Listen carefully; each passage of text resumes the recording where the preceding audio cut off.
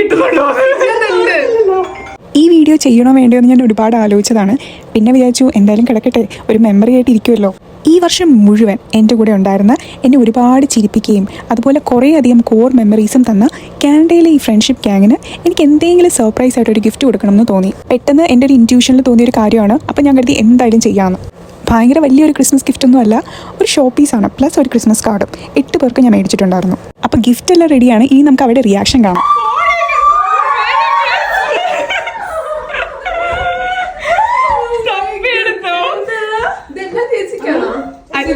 നോക്ക്, എല്ലാരും തപ്പി കണ്ടുപിടിച്ചെടുക്ക പേര്.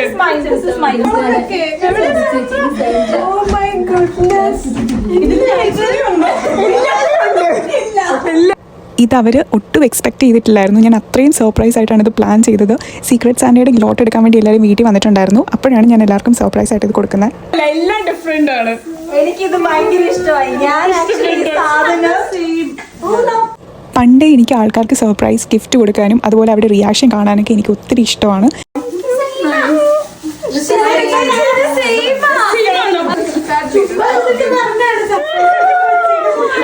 എനിക്ക് അത് കണ്ടപ്പോ നിന്നെ മാത്രമേ ഓർമ്മ വന്നുള്ളൂ. അപ്പൊ പെട്ടെന്ന് ഞാൻ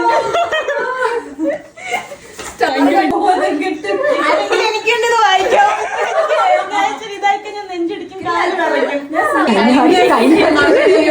Have been such a blessing, Sandra Mole. I am really grateful for this year, especially the moments we shared. All friend last year unexpectedly, but perfectly. I'm glad we are friends. With me. You here at home as my neighbor.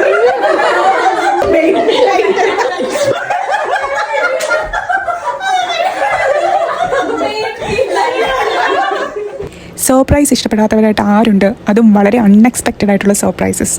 അതിന് ഒരു പ്രത്യേക occasion വേണമെന്നൊന്നുമില്ല.